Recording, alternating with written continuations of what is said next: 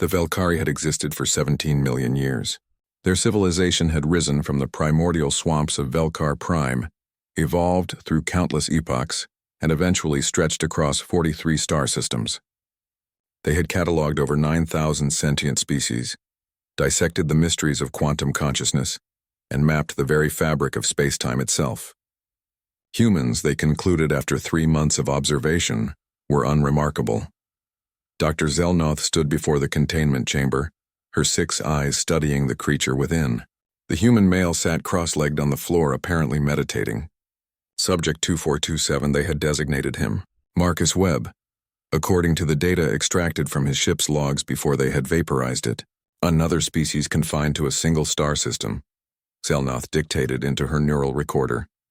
Technologically primitive, biologically fragile, no telepathic capabilities, no natural armor, no venom sacs, lifespan laughably short. She clicked her mandibles in what passed for Velkari amusement. And yet they dream of the stars. Marcus opened his eyes. Still talking about me like I'm not here? Zelnoth ignored him.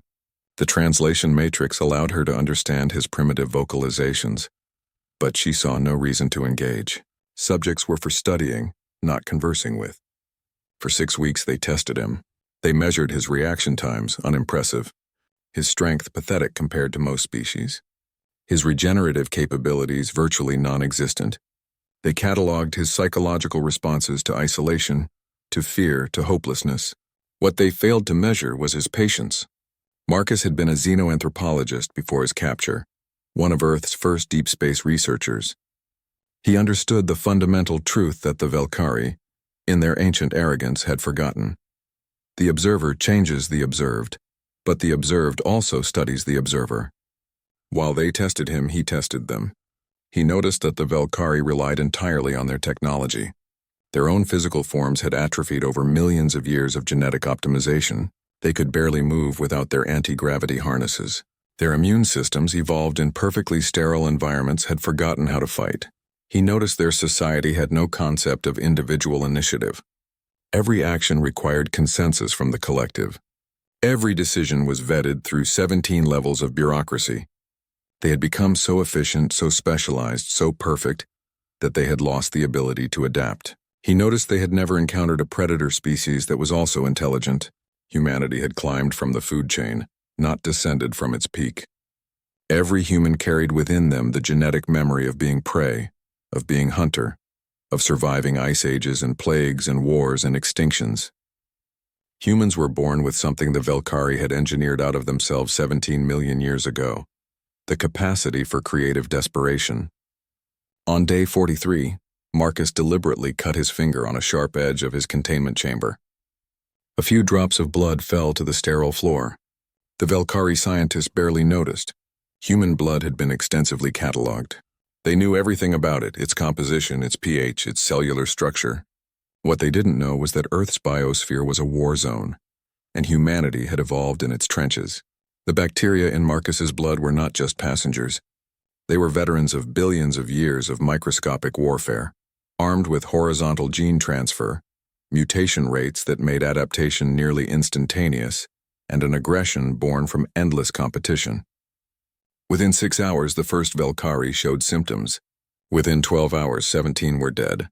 Within 24 hours, the entire research station was in chaos. The Velkari collective convened an emergency session. They analyzed the situation with their characteristic thoroughness. The humans' bacteria had encountered the station's recycled atmosphere, had exchanged genetic material with trace organisms, had evolved. What emerged was something neither human nor Velkari pathogens could have been separately. A hybrid nightmare perfectly suited to exploit the Velkari's sterile vulnerability. They decided to sterilize the station, to kill everything, including the human, and study the incident from afar. Marcus had anticipated this too. When the Velkari soldier entered his chamber to administer the euthanasia protocol, it found the human standing, ready. The soldier was confused. Subjects were supposed to be docile, compliant. They had psychological profiles. They had predictive algorithms. The algorithms had never encountered someone who had nothing left to lose.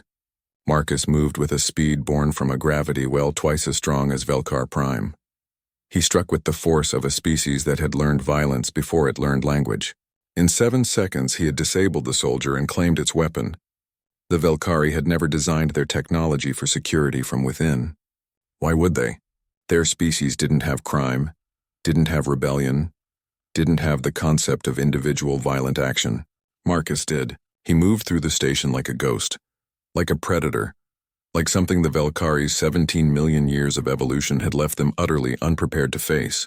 He wasn't stronger than them. Their technology made them strong. He wasn't smarter than them. Their collective intelligence dwarfed his. He wasn't faster or tougher or more advanced. But he was flexible. He was creative. He was irrational. He was human. By the time Marcus reached the communications array, half the station was infected, and the other half was dead by his hand or their own failing immune systems.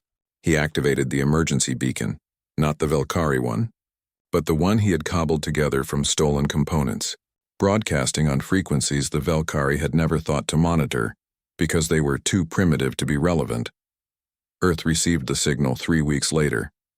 The location of a Velkari research station, proof of alien life, evidence of hostile action against a human citizen. Humanity had been waiting for this moment since they first looked up at the stars. The Velkari Collective, in its final session, analyzed their mistake. They had studied humanity's technology, humanity's biology, humanity's psychology. They had measured and cataloged and understood everything about humans, except what it meant to be human. Xelnoth, dying from the infection, watched through failing eyes as Marcus Webb sat in the station's command center, surrounded by the corpses of her colleagues, calmly eating rations from the station's supplies and waiting for rescue. "You killed us," she rasped through the translator. Marcus looked at her, and in his eyes was something that made her ancient species' blood run cold.